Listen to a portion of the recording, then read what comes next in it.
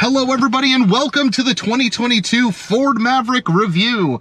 Before we get started, let's take a look at the Maroni so we can see how this vehicle is optioned. So, this car is a 2022 Ford Maverick with the 2-liter EcoBoost engine, 8-speed automatic transmission, and all-wheel drive. This vehicle is rated at 22 miles to the gallon in the city and 29 miles to the gallon on the highway. Now, what has my real MPG been over the course of that timeline? I have seen roughly 26 MPG over my first 600 miles of use, which is right about spot on to that combined city highway number. Now, if I view this as what I've experienced around town versus highway, when I'm around town, I tend to get around 24 miles to the gallon, and when I'm on the highway, I tend to get right over 30, right at that 31, 32 MPG mark. So I beat the individual city and highway figures, but I pretty much match the combined fuel economy. Now, this model is a cactus gray XLT Maverick, and the options that we have on it are FX4 off-road package, 4K tow package, XLT luxury package, Ford Copilot 360, some moonroofs, a manual sliding rear window, and floor liners. So let's go over this vehicle on the outside and the inside so you can see what those packages are and know what car we're about to review. We'll see you outside. Ford Maverick XLT, but as we just went over inside the vehicle, this car does have a couple options that make it a little bit different visually from your usual Ford Maverick. The first of which is the FX4 package, and this is going to be the one that mainly changes the look of the machine. You see the sticker right there on the back. But let's get into what makes the FX4 exterior wise. The first of which is these exposed tow hooks on the front. This is something that is exclusive to the FX4. Second of which is this wheel tire package with these Scorpion ATRs. These aren't true all-terrain tires, but this thick profile makes this thing a comfortable machine. And we get the sticker. Who doesn't love the FX4 sticker? In addition to that, a couple things you don't see is underneath, you get skid plating. We also get added cooling. And because this is an FX4 package, we get a couple additional models on the inside, or modes on the inside. But we lose sport mode, which is interesting.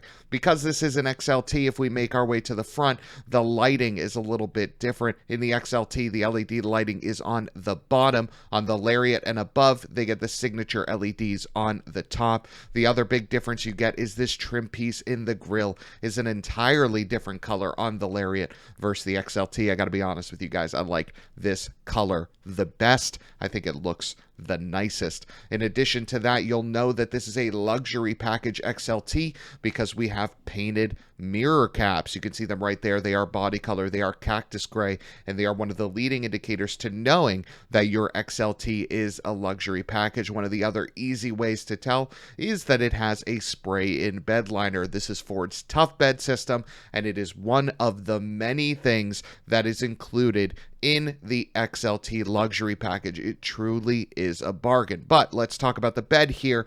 There is a lot of stuff to cover. Number one, you get this light here, which does a fantastic job at illuminating the bay. You really do not need the extra optional lighting that Ford offers for a couple $100. In addition to that, we get an outlet back here, which is great. Love that. One of the things I'm most excited about is these 120 volt ports here that have wiring already made if you want to make lighting or whatever you want to do, and they're on both sides. In addition to that, you have this really nifty slider system, which is on both sides of the vehicle, and there is this storage box. Now, this storage box is nice, but it pales in comparison to what the other unibody pickup trucks have, where they have a trunk in the bed. Looking at the tailgate specifically, we got a pair of bottle openers, which is really nice. We got more tie downs here that could, also be used as bottle openers, but we do not get a damped tailgate. Doesn't matter, you can operate this thing with one finger, which is nice. You can also adjust these sort of mounting points to increase where the bed sits so that you could lug sheets of plywood no problem with your Maverick, even though this is a 4.5-foot bed, small bed, lots of capability. Love, love, love the Maverick. So as we look at the exterior design, the last change that's different from the XLT2, the Lariat, is the taillight. On the Lariat, you get an external LED that sort of encases the rear taillight. On the XL and XLT, you do not get that feature. The last thing that we're going to cover before we move on to getting you on the road is the trailer hitch. This is part of the 4K tow package. You get every pin that you need in order to get towing. So let's get, it does move the license plate a little bit to the right, which makes for a funky appearance, but let's make our way to the inside and let's see what the XLT luxury package and FX4 package gets you. Opening the door, the first thing we're going to notice is this is a keyed entry. This is not a keyless. You want keyless, you got to opt for the Lariat. Looking at the door card, you can see that there is cutouts here for water bottles. I brought along a big water bottle to show you what that looks like. One of these tall ones you would get at a convenience store fit right in addition to your traditional Yeti that'll also fit there. There's also just tons of storage in here in general, and that's the reason why this doesn't go all the way across like that. It's just to make room for these larger water bottles. Now, when we make our way to the inside of this car, we're greeted by this productivity screen that comes with the FX4 package. What's interesting is that truck right there is a Lariat. You can tell because the signature LEDs are on the top, not the bottom, and it doesn't even have the FX4 package. Pretty weird. I know this screen comes standard on the Lariat, but it's pretty interesting. The 4K package also gives us an integrated trailer brake, which is really, really well integrated. This is something you don't even get on medium or even heavier duty trucks. You have the bed light right there. You have your adjustment for your headlights over here, and then there's another button which you can't see that adjusts the instrument cluster brightness. On the steering wheel on the left side, we have our cruise control. Controls pretty standard. Volume up, volume down. Love that there's a mute button on the steering wheel. On the right side, we have the controls for the productivity screen in the instrument cluster. And then we also have Next Track as well as phone controls. And that voice control button actually does control Siri when you have your phone plugged in, which is really, really nice. Now, if we fire up the vehicle, we have Sync 3. Now, my hypothesis is the reason why the Maverick was not delayed was because it was using a Sync 3 system, not Sync 4. Now, I also think that that's the reason why the screen doesn't go the full width here and why we have a storage compartment to the right, but it is what it is. There's tons of storage in this car. Storage on the top, storage right there. More storage down here, which is removable. There's a coffee cup for size here, but they fit plenty fine in these cup holders. More storage here that I filled with coins. Even more storage here, and you have an expansive glove compartment right here that you can see in just a second. Same storage in the door card as well. There is just tons of storage going on here, and we have the optional sunroof that we talked about. I think this is $350 if I remember correctly. Someone in the last video asked what it looked like tilted up. There it is. Nothing crazy, not a crazy angle here. The last thing that we're going to touch on that comes with the XLT luxury package is the heated seats and heated steering wheel, which is really, really nice.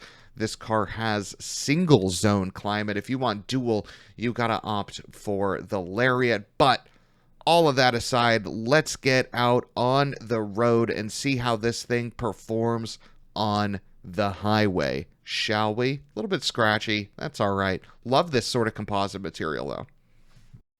All right, we are on the highway in the 2022 Ford Maverick. Now, the things that we'd like to cover in this highway portion are a few things. Number one, how's the ride? Number two, how's the sound? And number three, how's the infotainment? Is it easy to use when you're traveling at highway speeds? So, let's talk about it. Number one, how is the ride? In a word, plush. Thank goodness for thick tires. As we go over expansion joints and bumps like that, we barely even feel them. The amount of profile that comes with this wheel tire package means that we're relatively comfortable for long trips. I recently did a 2-hour road trip and it was no problem in this car. This thing really is comfortable on long road trips. That is just a fact, and I love that about this thing. In addition to the comfort, you're getting relatively decent miles to the gallon on extended highway trips. I regularly have seen over 30 miles to the gallon on the highway, and that's in large part to the fact that around 70 miles an hour, I am at 2,000 RPM pegged.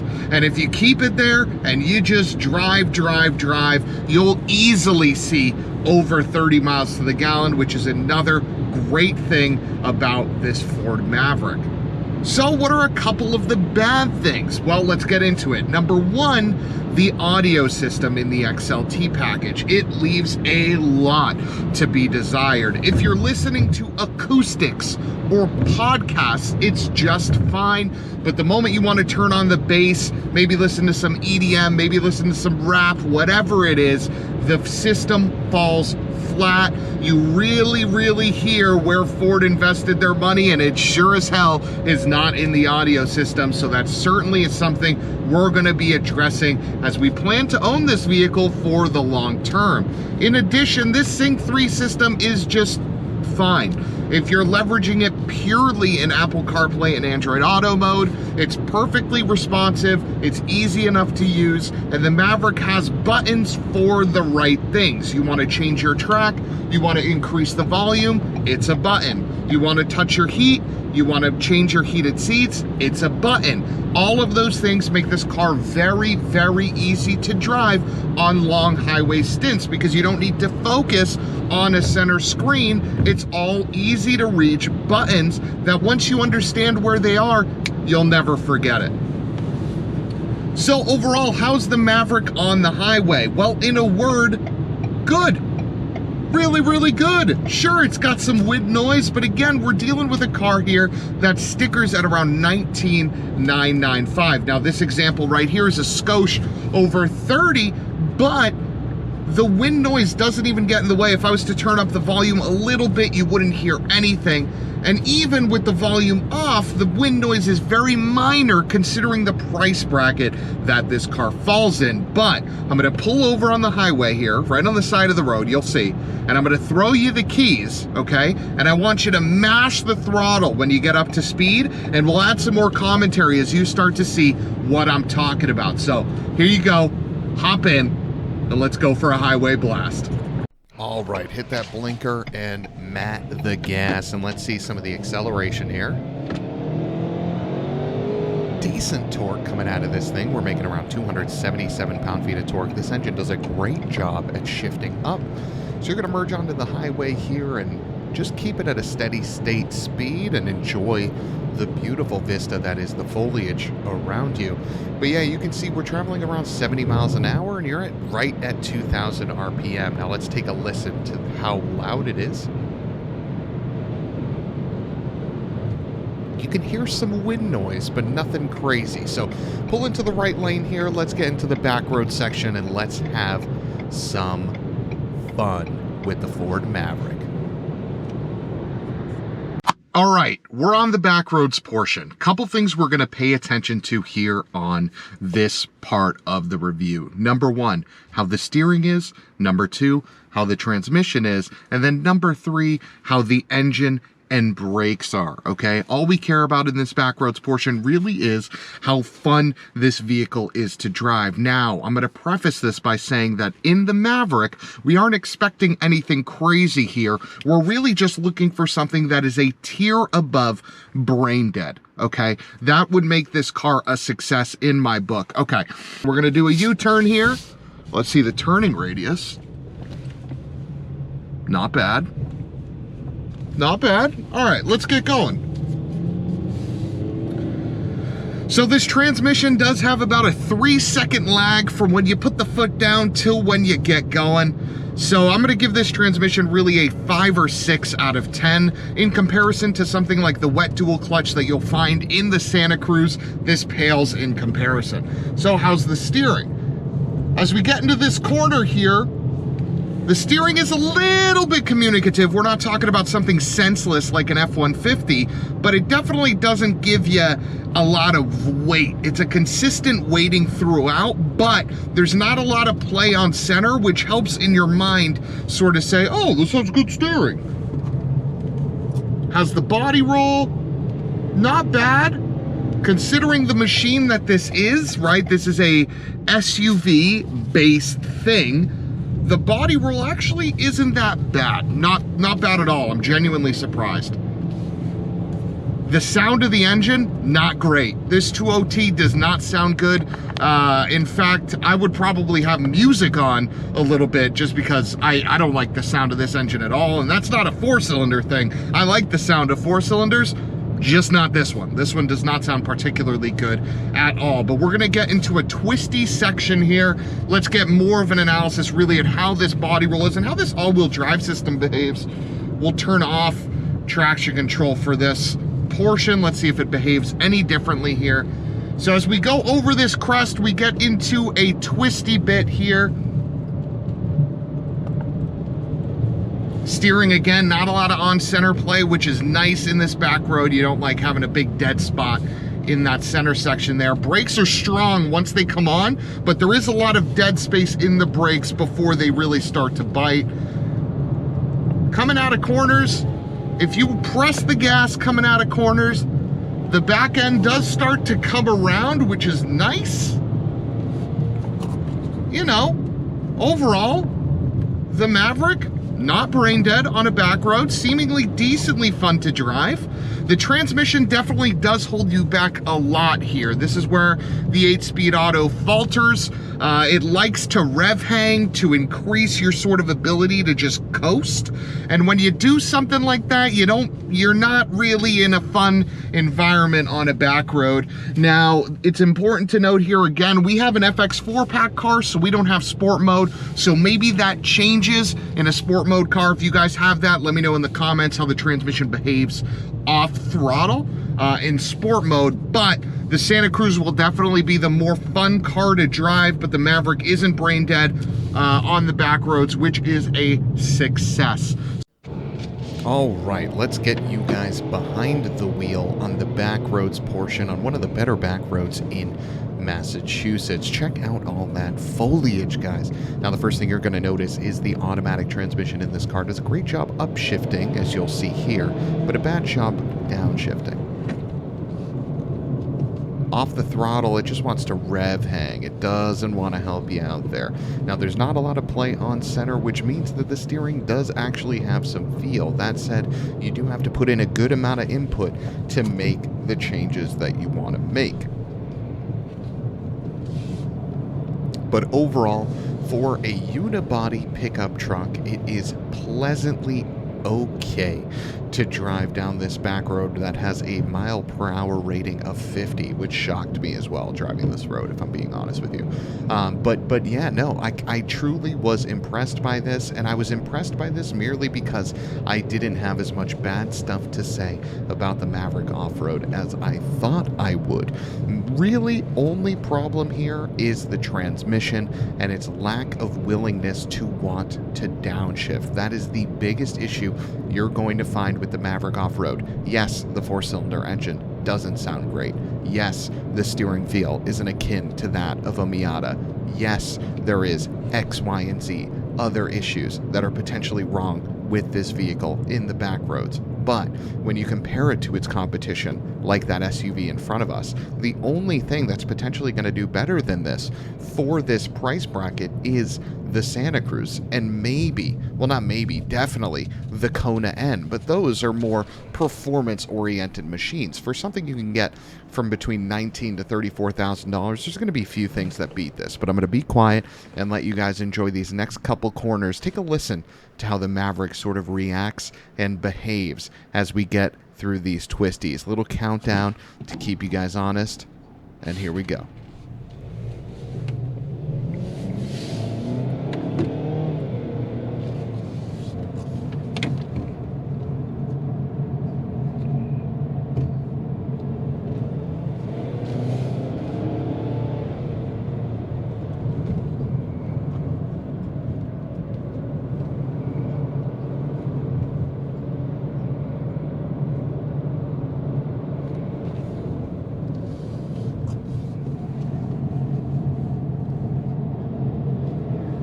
All right, as you come out of this corner here, you're going to pull over to the right, and we're going to do another walk around of the Maverick, and we're going to give our final thoughts on the machine.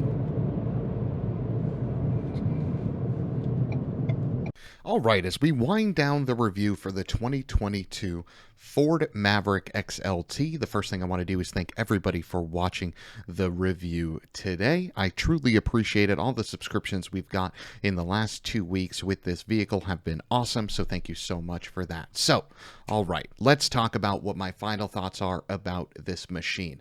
What I think about it is, for under $30,000, you are looking at one of the best, if not the best, daily driver you can get. Not only is it incredibly practical, not only is it incredibly comfortable, incredibly spacious, but it is relatively efficient as well, even if you do not opt for the hybrid variant. I am in love with the Ford Maverick experience so far, and I plan to take many a road trip with this machine. Where the Maverick is not a good option is when you fully load it. If you have a Maverick that is approaching nearly $34,000, $35,000, there are better options out there, from the Hyundai Santa Cruz with the 2.5 liter turbo and the wet dual clutch transmission with the H-Track all-wheel drive, to the Honda Ridgeline, and those are just the pickups. If we look over to the SUV side of the coin, the CR-V, the RAV4, the Tucson, the Sorento, all provide a more bang for the buck option in that price bracket than a fully loaded Maverick does. But that is our review for today, guys. This is one of the best, if not the best, daily driver you can own for under $30,000. I am Thanasi. This is Money Shift, and we will see you next week with another review. Goodbye.